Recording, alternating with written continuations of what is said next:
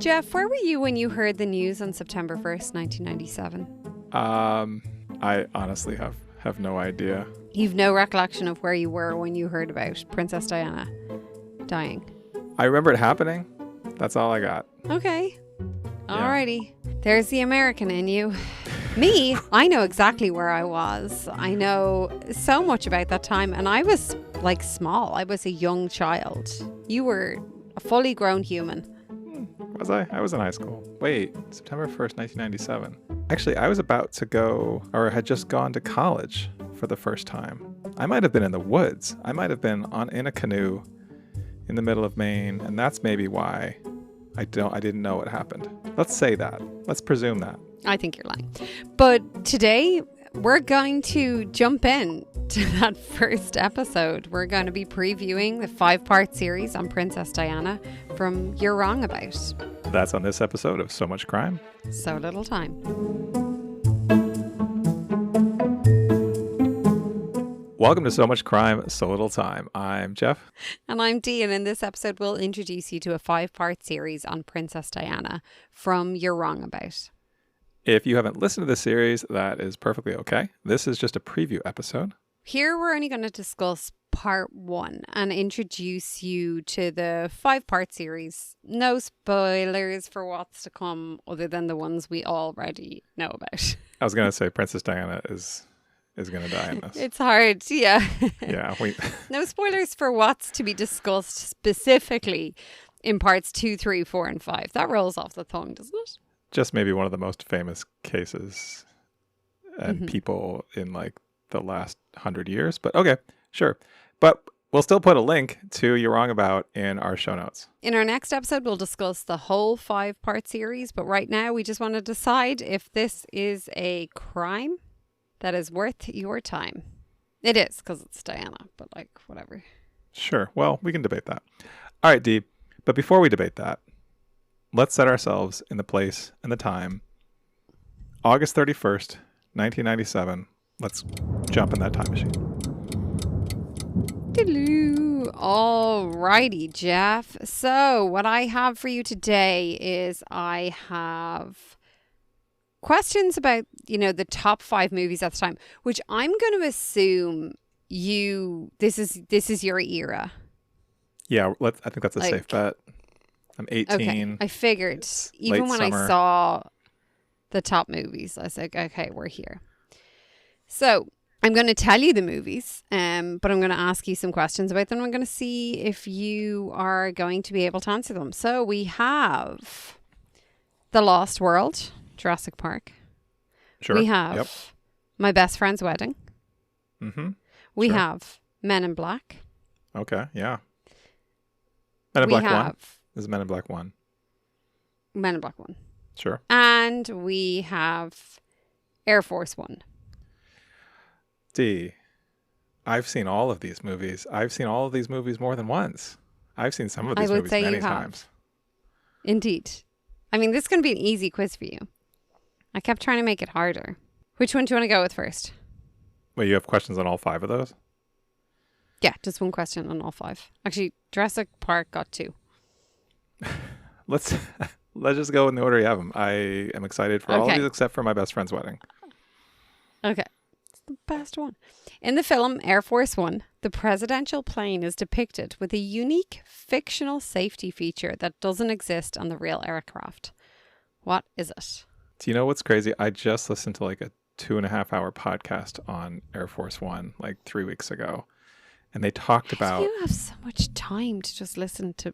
Well, yeah. Okay. They talked about some of the differences between the Air Force One as depicted in the movie and the real Air Force One and what is known, and how like Bill Clinton, who was president at the time, was like, hey, that's pretty cool. I want my plane to have that. What was it? I don't remember. Can you give me a clue? I mean, I've got 5 answers. I just was hoping you'd get them without an answer. Oh, okay. You know them so well. All right. I mean, you listened to a podcast on this so recently. Do you want me to tell you other random facts about this movie that you won't care about? No. A self-destruct mechanism that can be activated by the president. B, a cloak that makes the plane invisible to radar. C, a one-person escape pod for the president. Or D, an automated turret system to shoot down incoming missiles. Oh gosh, these are all kind of dumb. And what was C? One The skate person pod? escape pod. Yeah. It's that one. It is indeed that one. The movie's Yeah. version features a one-person escape pod that President Marshall uses to save himself, a detail that the plane does not possess. Also, feels very Bill Clinton to want that on his plane. Like one person, like, Hillary, you're not coming with me. Like, okay, question 2. I actually have 2 questions on. Oh yeah, I said this already. The tiny pack hunting dinosaurs in the Lost World, Jurassic Park, are known as, oh, fuck's sake, Compsognaths.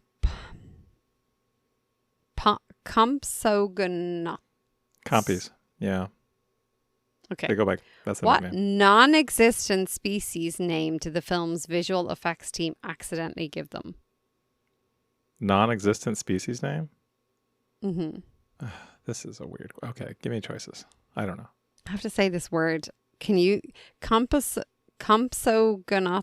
ignis? Compsognaths triassicus? I can't pronounce any of this. Procompsognaths longipes? You're just Or making noises now. Jurassicus. You're just making mouth noises. Jurassicus rex. Don't ask me to say them again. Was that 4 choices? Mm-hmm. I'm just going to say A. I don't know. You were wrong. It's B. Okay. I don't even know what B was. The film's Compsognaths triassicus. The film's visual effects team named the species that, which is a non-existent name combining Compsognaths longipes and Procompsognaths triassicus. It sounds like they're real cool dudes are having a whale of a time there. Like, let's just call it Compsognaths triassicus. Oh, those 2. Is that your what are you mocking there? What group are we mocking here? This is the visual effects team on the Lost World Jurassic Park. That's what you think they talk like? Yeah. Okay. Correct, I'd say. Establish that. I'm going to feed the next script into a dinosaur name translator and see how you do with that. God. No, don't do that. I'm going to feed the next script into an Irish name translator and see how you do with that. Please don't do that. In the hit romantic comedy My Best Friend's Wedding, what iconic Burt Bacharach song is the subject of a famous joyous sing-along scene in a restaurant? Give me the first word. Of the name of the song? Yeah, the name of the song. Oh. That's the first word of the song, which I thought was better. Will I give you the lyrics to the song off the top of my head? Can you? Yep. Okay, let's do it. The moment I wake up before I put on my makeup. Are you doing this from memory? Mm-hmm. This is a song I should probably know. Is that the dance? Yeah. This is the movie I know the least well of these, because this is not one I watched in 1997. This is one I watched because my wife loves it. It's Julia Roberts. I don't know. I don't know what this is. Are you just going to sing it in your head? Yeah, that's what I'm doing right now. I'm barely even listening to What's you. the I'm answer? just like having a dance. What is the I answer? say a little prayer. Say a little prayer of for course. you. That's Burt Bacharach? And the memorable sing-along scene in the restaurant is an impromptu performance with the entire cast joining in, which is great. Love that fact. I should watch this again. That was a good movie. I should also watch this again. Julia Roberts, just a diamond. Okay. That was peak Julia Roberts time, yeah. The neuralizer from Men in Black, Mm-hmm. the memory wiping device, Mm-hmm. was actually a repurposed item from everyday life during its first film's production. What was it? Okay, I need a clue or answer choices. I have no idea.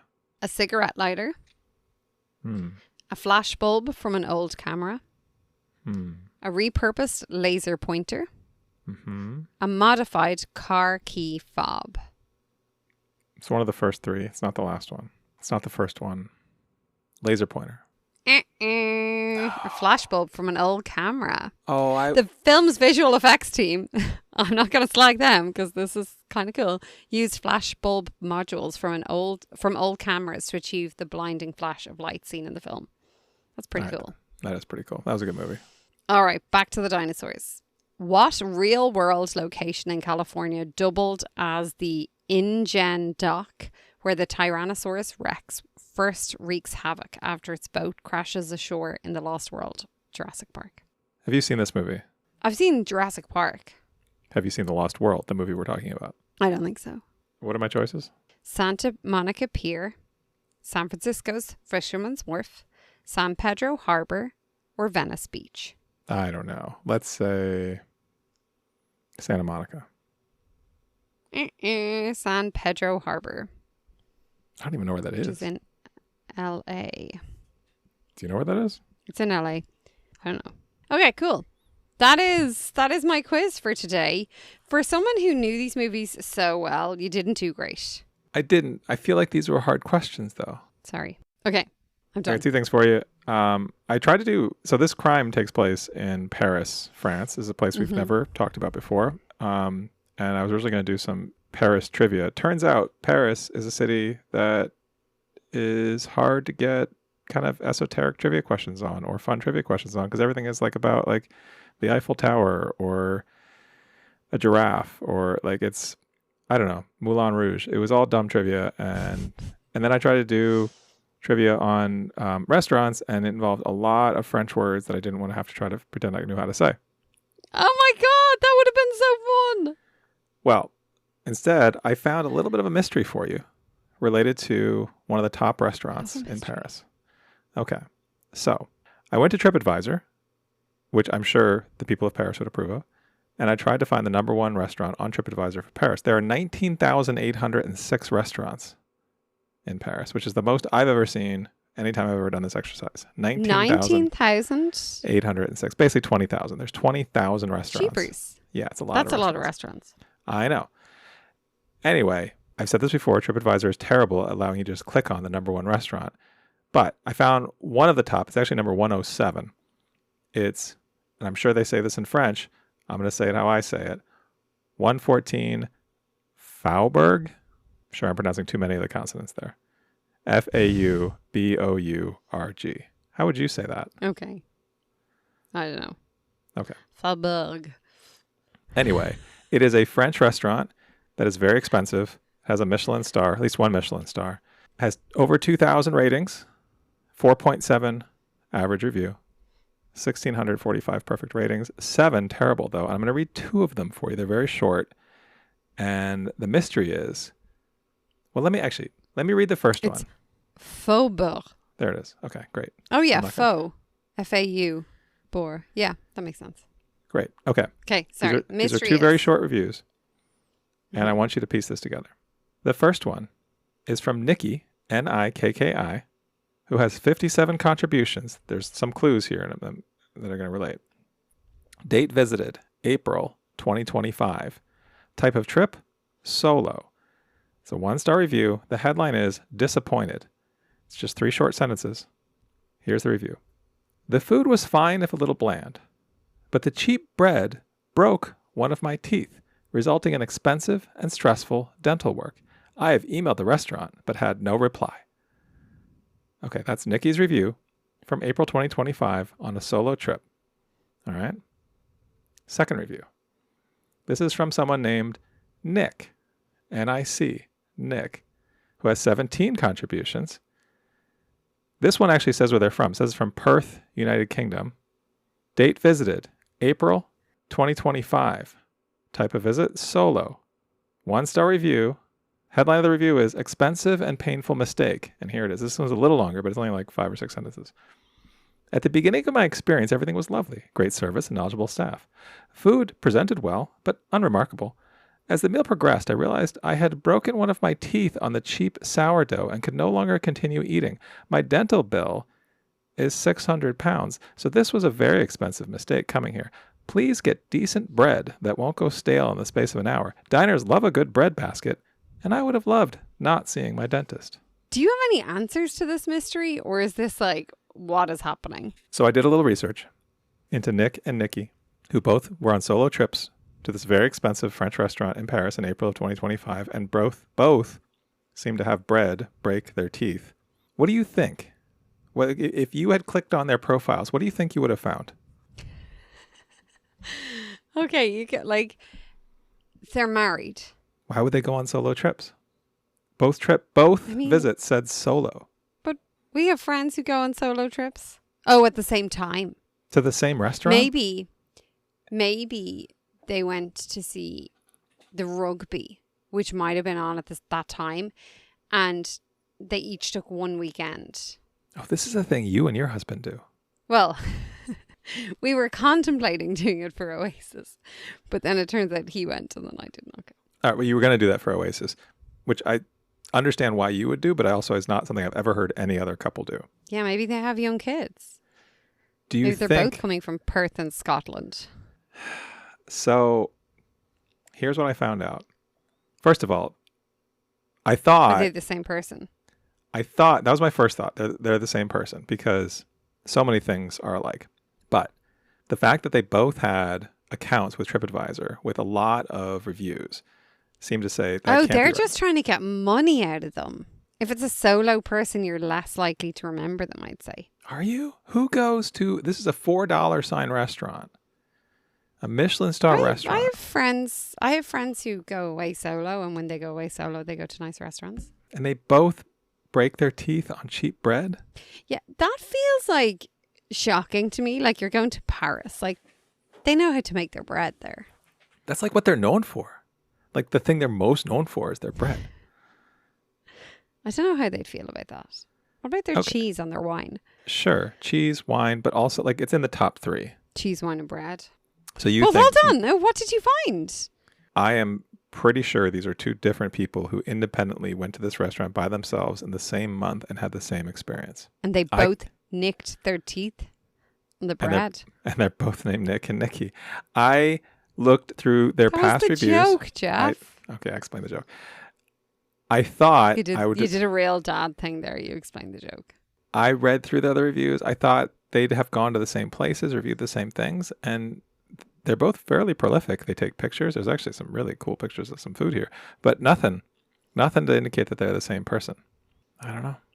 It's a mystery. We'll never solve it. All right. That was our time machine for 1997, Paris, France.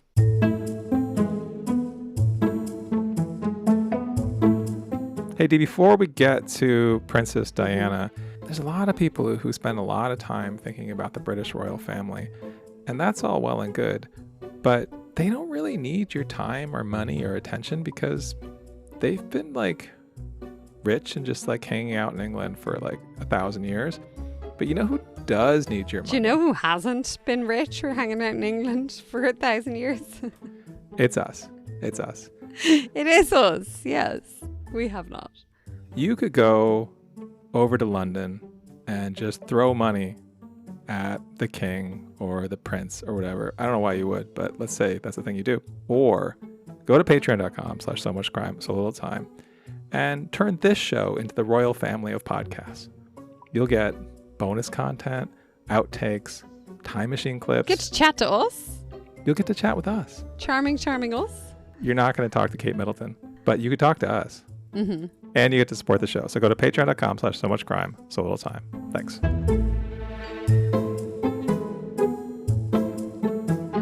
All right, Dee, let's talk about this podcast. Okay. So the podcast we're talking about is You're Wrong About. This is an ongoing series. We talked about this before. We talked about this back in our summer series. We did an episode on Matthew Shepard. But this is a 5-part series on Princess Diana. I think it's called Princess Diana. It came out in the fall of 2020. And that comes up in the podcast that they're at a very specific time in recent history. The hosts are Sarah Marshall and Michael Hobbes. There are 5 episodes in this 5-part series. That's usually how that works. They are a little long for some of the things we do. They're 90 minutes each. And Dee, what did we hear about in this first episode called The Courtship? All right. In this first episode, we hear about Diana's parents. We hear about her childhood, her teen years. We hear a little bit about Charles. We hear a little bit about Camilla. And then how Charles and Diana got together while Camilla and Charles were still bonking on the side. And that's kind of it. Sums it up. Pretty much does, yeah. Yeah. So, Jeff, I want to start off with a question for you. Okay. Very recently, in fact, in the last podcast that we did, you had a question for me of, how did you feel about this? Like, was this new information for you? And I feel a little bit like I'm just going to throw that right back at you about this podcast, about this part 1 of this podcast. Oh, like where we're hearing all about Diana and her background and how she and Charles got together. I knew none of this. Really? I think there was maybe zero information in this episode that I already knew. Oh, that's fascinating. Okay, we're coming at this from such different angles then. Because like this was just like a recap. Like if I was prepping for a test, this was like the revision stage. Yeah. Why do you care? It's not really that I care. It's Why just do you that know? I've heard it throughout the years. Do you watch? You didn't watch The Crown, obviously. I watched The Crown, which... Okay. So actually that is what the one part I knew, because I watched the first couple seasons of The Crown. I got through the part where Charles was at like the boarding school, and that's as far as I got. Okay. Like the Claire Foy Crown seasons. She's Claire great. Foy's great. So good. Love Claire Foy. So, yeah, well, I watched The Crown. I haven't watched the whole thing, but I've watched a good chunk of it. And so I saw a lot from there. But just even like growing up, I just heard there was just stuff about Diana everywhere. Like it was hard to escape it. And like, even if it's my mum talking to me or having conversation with, you know, my aunt or my sister-in-laws in later years, when my brothers and stuff got married, I just heard about it. Like you just knew about it. So it wasn't like I went out to seek information, but you heard about it even around the time of like Harry going off and going on his wild stages, having really questionable Halloween costumes, which I'm sure you've heard about. Yeah, no. Yeah, you see, you've heard about that aspect. Okay. And then him marrying Meghan Markle, which was so fascinating. And like the comparisons that were drawn between Meghan and Diana, and how even like from Harry's point of view, how like his father was always called into question, like who his father really was. Just there's so much that I've always just heard. So it's not as if I'm going out to seek it. Like I'm not going out to read about it. I haven't read any biographies or essays or anything like that. It's just everywhere, and obviously wasn't here, or it wasn't here for you to consume. No, I don't know. Yeah. It was just everywhere. You just absorbed it. Is this is this a gender thing? I don't know. Like, is this like a girl thing? I don't know. I'm obsessed with the story of Diana because I suppose she couldn't cope. She just wasn't one of them. And it felt in all of that. Same with Meghan Markle, to be honest. There's an element of like, oh, you're not so removed that you can like deal with this. There's an element of like relatability in a way. And that's, I suppose, where she got the tag of the People's Princess. Like they all just, like the public just adored her, which infuriated, by the sounds of it, the royal family. And yet, seemingly, the Queen adored her, same as she did with Meghan Markle. I don't know if you remember this, for our listeners, before we started recording, I said to Dee, I said it a couple times, I think, actually, like, I presume that Dee has a lot to say, and I'm just going to sit here quietly. And Dee was like, no, I really actually don't have that much. I have like 5 lines of notes. I know, but you seem to have a lot of things internally. Let me ask you this. So you knew all this stuff that was in this podcast. Did you learn anything? Oh, yeah. There was a few bits that I learned. Anything that stuck out? The Camilla and Charles thing has always baffled me. And I thought that was really fascinating to hear.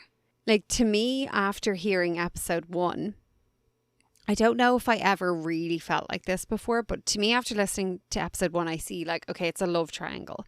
And I kind of feel like there are empathetic and extremely frustrating parts to each person involved in this love triangle. And I suppose maybe I've just never really had that feeling towards all three of them. You had empathy before for Diana? Yeah. Why? Huge empathy for Diana. Why? Because she was young when she was married in. And 19. I think 19. Yeah. She didn't know what she was getting into. As I've said to you before, I remember my mum being devastated when Diana died. Like really glued to the TV. My mother was not a person that was glued to the TV. Like it just wasn't something that she did. Like Saturday morning, she's sitting there not wanting to go out and do anything. It was a Monday. The 1st? I looked it up, yeah. August 31st, the day that Diana died, was a Sunday. So September 1st was a Monday. I did think it was funny how this podcast opened with Sarah Marshall saying why your mom cried that day. That was the first thing I thought of you and your mom. Yeah, August 31st was a Sunday. Oh my God, I need to look back because I have such a vivid... Oh, do you know what? I was going to say it's such a vivid memory. I think I know what it was. Was it the funeral? Yeah. When was that? September 6th. So that would have been a weekend. Sunday? Yeah. Was that the Sunday? No, the Saturday. That was the Saturday. Right? That's what was in my head. Remember I said that? Yeah. So it was the funeral. So I have a question for you. Can I ask you a question about what you were just saying before? So you were talking about empathy and how you had empathy for all three of them listening to this. Yeah. What's your empathy for Charles? When you hear about him growing up, like I thought that some of the commentary, and look, we've talked about this before with this podcast, like it's like kind of playful and like, oh, blah, blah, blah. And like, well, he was a spoiled brat. He didn't ask to be a spoiled brat. I feel like he didn't just become that. That was created. And when you hear, well, yeah, you can look up to the sky and say that, Jeff, but like his entire childhood was, there was no love there. And when you actually watch The Crown, when you watch the first few seasons, and I know it's fictional, I'm aware of that. There is some fact involved, but it is fictional. When you look at his dad, how his dad was treating his mum, how his mum was away so much, it was just cold. His mum had to be cold because she had to be strong. And in her mind, strong and cold were kind of married together, I think, or at least that's what I get. No, I hear that. And I just feel like he was a product of what he was made. Like he was cultivated into this. And he also fell in love with someone who really didn't give a shit about him. Wait, who is that? And Camilla. She was obsessed with Andrew, who she married, and like basically married because her parents decided to put out an engagement announcement in the press. So many crazy parent moves in this podcast. Well, it's all power moves. It's all like, oh, well, I just want this for my daughter. Like, I don't give a shit if anyone's happy. I just want this for society to know. And it's bonkers. It's even like Diana's dad, like fighting to get custody of them and then sending them off to boarding schools. Like, you don't even want custody of them. You just want that power. So you want to look like in society should view you as strong. And I feel like the people that lose out in these cases are the kids. And it's kind of like in The Simpsons. It's like, well, somebody please think of the children. But that's what's happened here. He has never had to mature. Like we spoke about in the last podcast. We spoke about the mother of the neo-Nazi that ended up being charged, giving out that nobody has Patrick compassion Matthews. or empathy for his son because he was paying his bills and blah, blah, and he should have known. I'm like, these people are like, that's what they're cultivated. Now, I'm saying he was 32. He should have known right from wrong. But in that moment, he is being forced to marry someone. He's going to marry someone who is pliable. Sure. And who has like, whatever, great legs, which is such a weird photo. I don't think I've ever seen that photo. I'm just like, oh yeah, I Googled it. She's at work where she's working with kids. what's so sort of upsetting about it is, so they talk about this picture of her that Charles made some gross comments about, where she's teaching kindergarten, and she's holding kids. There's several pictures from the same photo shoot, and she's wearing a skirt, and the sun is backlit, and so you can kind of see through her skirt. And the whole thing is about how great her legs are. And it's like, she's teaching kindergarten and she's holding small children. And she's 19. Also that. But now we're also in the era of... Sure. Yeah. So much wrong. But that was like, he met her when she was 16 and he was 29. And he was seeing her sister. I never knew that, actually. Okay. I never knew that. Yeah. Yeah, so he was dating her sister. So yeah, all of this was new information for me. I think so before we get off of this topic entirely, one thing I wanted to ask you about was, so last I heard, you are Irish. And my understanding is still Irish, just to confirm. You haven't renounced your Irish. Last you heard I was Irish, still Irish. Okay. Do you plan to continue being Irish in the future? Yeah. Okay. I don't know. Maybe people change their minds. I mean, the US allow for dual citizenship, but currently... Wow. Do they? With Ireland? Currently. Right now, as of this recording. Who knows what's going to happen tomorrow, Jeff? So we've talked about this before, but I feel like the Irish have a bit of a fraught, not the friendliest relationship with England. Why would your mother... Where did you get that feeling? I don't know. I read it somewhere. But like, is that not a factor here? Like, I feel like... This is, and the same thing is true of, I know a lot of people who are American who are obsessed with the British royal family, and the American relationship with England is different than the Irish. It's more in the past. It's a lot friendlier, a lot more recently. But I still am like, why do we care about these people? Why are we so obsessed with this family? It's kind of interesting. It's a good question. I think there's a few reasons. Before we jump into that, the exact reasons, I want to remind you that the Irish are obsessed with the Kennedys. The Irish are obsessed with the Obamas. They were obsessed with the Clintons, actually for fair political reasons, because Bill Clinton was pretty pivotal in the peace process with the North. So sure. Huge, did a lot of work for there.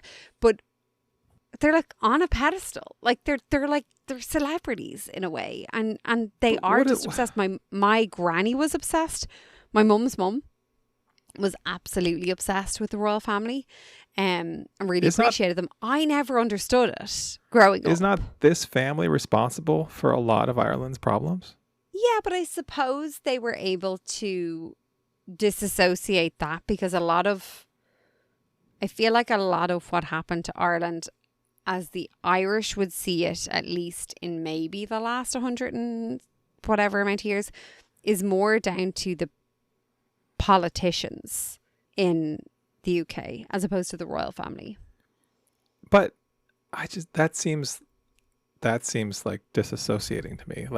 I feel like the time where it most mattered, so going back, I guess, a little bit before Elizabeth, wasn't it? I mean, this was the time when the king or the queen of England had the political power and made those decisions to subjugate and colonize. And oh yeah, but look, we didn't like them then. Our famine was not really a famine. The British just took all our spuds. They just took all the potatoes. That's what I don't get. Why don't you hate these people? But I mean, there's anger and animosity towards the British. And I think a lot of people in Ireland don't like the British, the royal family. They don't appreciate talking about them. But then there's other people that are obsessed with it. They like the fashion. They like Bridgerton. It's kind of Bridgerton vibes here. They like the drama and the other life of it. Of course, it's every kind of, how many fairy tales are a prince marrying, a commoner. And that's and Diana I appreciate, was far from a commoner, but she basically was deemed one. But that was actually interesting to me to learn about. And it's I did not know that she, relatively humble background. In her massive house, going to boarding school. She lived in a castle for relatively poor. Yeah. Well, and you could say the same thing about Meghan Markle, I guess. Like, I mean, Meghan Markle is a TV star, right? Like, she maybe. Well, this is why the royals didn't like her. She was married before. Was she married before? Yeah, she was divorced. Oh, I didn't know that. I aggressively don't pay attention to this stuff. She married film producer Trevor Engelson for 2 years. What I appreciate about this podcast was it did give me some empathy for Diana. I had zero kind of interest or empathy for Diana. Like I remember when she was alive. I remember when interest or empathy or just interest or knowledge. Both, really. I mean, basically, from my perspective and the age I was, right? So I was too young to remember their wedding, right? Like I guess I was alive, but I was a baby when they got married.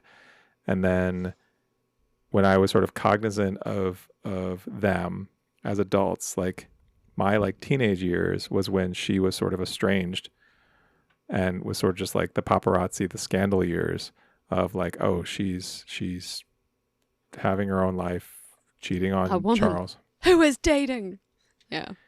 But this was like at the same time of like Bill Clinton being president and doing what he was doing. And so like I had no real reason to care, I guess. And then she died. And like, I guess my association with Charles is he's some version of like, I don't know, he can't possibly be a fully formed human being with real emotions and like a developed psyche. Like he's like a boy in a bubble. Yeah. Accurate description. With such profound and extreme wealth that he is the type of person that I sort of inherently resent and loathe. Well, so many notions, as we would say in Ireland. Okay. Has so many like high opinions of himself and what he could do, and really takes, it appears to me, takes so little interest in learning about the things that are important to the rest of the world. It was the same kind of with his dad. Like, sure, up until his dad passed away, there was so much he'd be saying. Yeah, I guess he had loads of faux pas in his later years. And look, he was an older man. And I do think we have to say you got to be like, okay, generations, you know, it's like when they keep smoking and you're like, lads, yeah, but know like, what these things do. The current princes and their Halloween costume choices. Harry. Yeah, I mean, I guess every time I feel like I hear something about them in the news, they're being terrible either to each other or they're doing offensive things, or it's like, what's his name? Was it Andrew? I mean, we don't need to talk about Prince Andrew because he's despicable and his mother hit him. But to your point about Charles and having empathy for Charles, like, sure, he had no love and affection as a child, and that does something to a person that is sad. But also, like, he's the future king of England. I can't find the empathy. Well, no, sorry, Charles is the king of England. Right, but I'm saying when he was a kid, like he was always going to be the king of England. Like he spent his whole life just waiting to be. If his mother didn't live a ridiculous amount of time, he didn't die early. Sure, he would have been king a long time ago, but his mother lived a crazy long time. I suppose where my empathy though comes, and like this is what I'm saying, look, I knew a lot of this before and I didn't have empathy for him. So like the empathy is surprising to me. I'm just saying, when you hear of what he kind of went through and like he's just like, he's so freaking awkward. Like he's bringing people on dates and making them watch him fish for 5 hours. He's in boarding school and he gets a chance to go home at the weekends because he can't deal with the bullying and all that kind of shite. And I'm like, this is a child. Like this is what made him. And it is what makes a lot of kids. And I understand like in normal circumstances, maybe you're like, okay, you've got time to grow or develop or whatever. He didn't. And is that his fault? Absolutely. He needs to take ownership, because as soon as he reaches like an age where he's no longer a child, he needs to start realizing what's right from wrong and what I have and what I don't have. And you need to have that self-awareness. But it does really feel like when we're hearing about this, and I feel like the hosts really do speak about this, is like it was of its time. You know, even when you hear of Camilla's husband, I think his name's Andrew, isn't it? Andrew Parker Bowles. Yeah, so like when Andrew, like they're at this like public gathering together, and like apparently Camilla and Charles, this is before Diana seemingly, are full on all over each other in the middle of a ballroom dance floor. Sure. And her husband is up on the top like balcony or whatever. He's apparently been having affairs the entire time they've been together, including since they got married. And he just says they seem to be very fond of each other. And the hosts are kind of laughing, being like, do you reckon you just become so British that someone making out with your wife in public is so like, whatever, I can't make a deal out of this. But this is what like is surrounded, and like this is what he's seeing. And also Charles grew up with his dad going around with other women. Like, we can disagree on that, but like that's kind of factual. So he's seeing like, oh, this is how you treat your wife. You just get a wife to produce heirs, and then you have your bit on the side. And this is not shocking. Like this is within a lot of cultures, a lot of wealthy cultures around, I would say. I want to say, I hope that by the end of these 5 episodes, and I think this is possible, because I think based on the first episode, I think I am going to find that empathy. I found more empathy for Diana because I had 0 before, and I have more now. Like you're not going to find more empathy for him. No, this is as empathetic as you're going to feel for him. Because he seems like a real shitbag after this first episode. But he is a shitbag. Sorry, like, and let's be clear. I said that was what was surprising to me. I had empathy for him for, I think, the first time. But I was also extremely frustrated at the way he treated Diana. At the way he allowed Camila Parker Bowles to treat him. Sure. I don't think that's fair on him. I also, like, the whole thing hasn't been nice. And then it's this weird love story. I was talking to my mum about this last year when I went home. When they got married, in a way, if you take the emotion of everyone else out of it, isn't this a beautiful love story? We spoke about this kind of recently enough, how things that happen now, sometimes you're like, well, if that happened, you know, if my dad was saying, this is how I courted your mom, you'd be like, oh, wow. And you just kept on trying. That could be a beautiful love story. This could be a beautiful love story for Charles and Camilla, because eventually they end up together. You know, this old couple that really find that they can break out of their norms and say, no, this is who I want to marry, even though he's going to be king, and he becomes king and she's a divorcee, and like this is a big deal and blah, blah, blah. Like this whole thing, like it is pretty spectacular, and it is kind of a love story in its own right. But Diana is the most empathetic person in here. She was the teenager. She was the young person that both Camilla and Charles knew what they were doing. That's what I'm curious to find out as we listen to the other 4 episodes here. Is I am interested to keep going and to learn more about Diana, the stuff that I did not know. I did want to say before we wrap this up, when we talked about the last episode of You're Wrong About That we covered, I don't know if we talked about this in the episode or we talked about this on the side. I know I spent a lot of time complaining about Sarah Marshall, the host of the show, and how she has some things that she does that I really dislike. This episode, this version of Sarah Marshall is my favorite. This is my favorite version of her. The way she is in this episode are all the things that I like about her. And yeah. So I think, and this is from 2020, and I think it's also important to contextualize this. Like, I think it was interesting to listen to this. We're listening to this in 2025 at another sort of challenging time in the world, but where she was then, really? Right? Like this came out in September. This episode came out in September of 2020, which I remember being in California then. This was height of COVID. This was when the skies were orange. This was from the wildfires in California. This was a bleak time.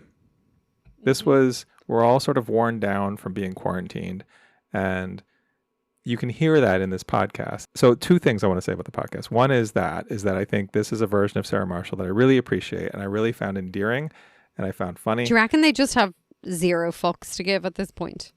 I think that's part of They're it. like, whatever. I'm going to say whatever because who gives a shit anyway? Sure. The other thing is Michael Hobbes, who is the one who's coming to this with all the research. I was really kind of impressed with how much research he did. And I mean, he basically was sourcing, like he had a couple of books and several articles. I think it's actually funny. If you go to the page, which we link to in our show notes here for this episode, it has links to the books that he's referencing. So there's Andrew Morton's Diana, Her True Story in Her Own Words, and Tina Brown's The Diana Chronicles. And then also there is this article where Prince Charles went wrong, which there's a funny note. So this is actually by Zoe Heller, but Mike says it was Adam Gopnik. And the note on their page says, Mike said it was Adam Gopnik on the show. That sucks, and he's sorry. And I just appreciate the sort of, I don't know, the diligence of, like, he's done his homework, right? Like, I think we've complained about that in the past of like, oh, these people aren't prepared. They haven't done the work. He's done the work. He knows what he's talking about. He's comparing and contrasting different sources that have very different versions of events, and he's clear about who said what and how they said it. Well, yeah, it is. It's very, there's a lot of information there, and yet it never really felt confusing. Yeah. I got a little confused at the start with Diana and her sister because it was like speaking about an eating disorder. And I was like, oh, I had to go back and listen because I was like, oh, Diana's sister also dated Charles. And after that also got like, or in the middle of that also was suffering from an eating disorder. And I was just like, okay, whew. Right. Okay. Like, so I had to re-listen to that part. So I found that kind of confusing, but I think that's because I came in with the context of knowing that Diana struggled a lot with that. That story of her sister, where her sister had, was it bulimia or anorexia? Diana had bulimia. Yeah. Her sister, I think, had anorexia. And, well, I don't know if actually they ever confirmed. They just said an eating disorder. Are you going to say when they said, like, the 2 pounds thing? Yeah, you can talk to Charles on the phone if you gain 2 pounds. What the fuck? Like, what? That is. I mean, we have this. We also have a parent who is like announcing an engagement that never happened. What do you think that conversation between Camilla and Andrew was like after? So seemingly they say like, look, he just goes with it, but like they surely had a conversation that was like, what the fuck? Like, why are your parents announcing this? Like, what led them to this? So this was the 70s, the late 70s, I think. Yeah. I think it is hard for us in the 2020s to understand how different the world was then. I mean, yeah, but they still obviously had a conversation about it. They didn't just pretend it didn't happen. There are other things that we have not talked about and we don't need to talk about in depth, like the whole thing of like Charles has to find a virgin to marry, whereas that standard for him doesn't exist. It's not a thing, right? Like that's like ringing Ace Ventura, isn't it? If anything, like they're making up stories about him being this like womanizer. That's like that was so funny that I was like, we pretty sure that they were just like plotting that to make him look more appealing. If his idea of a date is 6 hours of a woman watching him fish, does she get to fish? That's what I wondered. Or is she just like supposed to stand there and be pretty? It's giving like Pretty Woman vibes, you know. Come watch me play polo, sit in the corner and be cute, but don't talk to people, but don't talk like yourself. Like be less yourself. Don't have opinions. You know, be more like you expect people to be, less like you want to be. Your primary job is to be quiet and pretty. Yeah. Yeah. Yeah. That's what it's giving. And it's like, okay. It is interesting to see you talked about this earlier, the sort of intergenerational, like Diana's mom, whose primary goal, like her primary purpose in life was to produce a boy. And when she didn't do that, she was a disappointment. And once she did that, she was sort of useless. Cast aside. Yeah. So you know all this story. Are you excited to keep listening? I don't know all of it, but I know a good chunk of it. I am excited to keep listening. Is there enough of a crime here? 100%. The crime is how she dies, right? Is that what we're going to get to? Is that a scandal? I don't know. I honestly don't. Like, I know she dies. She's being chased by paparazzi in Paris. I have so much to say back to that question. Re-ask me in the recap. Okay. I honestly, like, I remember it happening. I do remember it happening. I don't know the details. So I guess I would say there are multiple crimes going to happen in the next 4 episodes. Charles is still going to be a shit, isn't he? No, he like redeems himself and turns into like basically a saint. I don't believe you. A celibate saint who just goes about his life wanting to make the women in his life feel non-objectified, just like, you know, actual humans, and be like, hey, I actually want to hear what you say. Like, hear what you have to think about, you know, things. But her legs in that photo. What can you say? Doesn't she look so kind and friendly and motherly? So gross. So gross. Okay. From a like, I know they objectified her and she didn't like the photo, but she looks great. And I loved that they noted that in the podcast. They were like, to be fair, she looks fantastic in the photo. It's not what she wanted. It's not what she was going for. But it was immediately, obviously, one of the main things that the royals didn't like. Because people were like, oh my God, we're obsessed with her. Before we wrap this up, Jeff, are you eager to keep listening? I am. I sincerely, like, I'm curious. Let's find out. Cool. I'll have a lot to say in the next episode.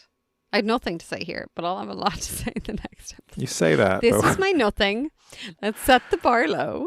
3-hour episode on this recap.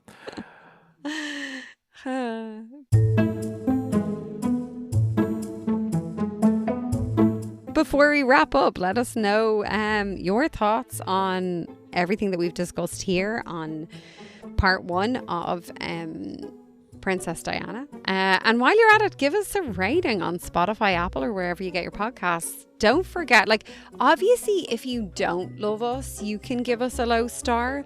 But it would also be great if you just gave us 5 stars, because we are fantastic, super charming. Oh my God, feck. I've just ruined all my Irish credibility because I said super. Damn it, California. We're so very charming. And it's nice to, you know, try and promote a really small podcast that is just trying to help spread the word about how good some other podcasts are. And while you're at it, tell some friends. Anyone, really. Jeff doesn't care. He'll tell you to go up to people on the street and tell them, I disagree. I think that might get you in a bit of trouble, but maybe just like mention it to someone that you're talking to. I've listened to this really good podcast. They'd enjoy it.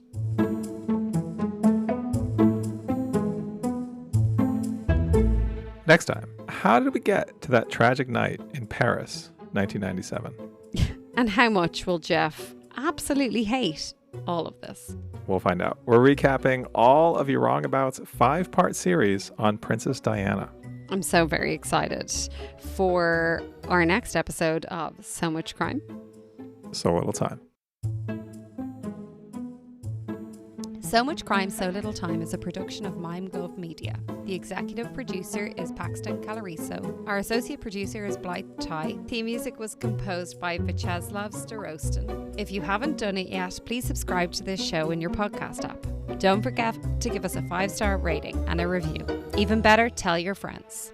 To join the discussion, look for us on social media. Check out the show notes for all the links. Thanks for listening.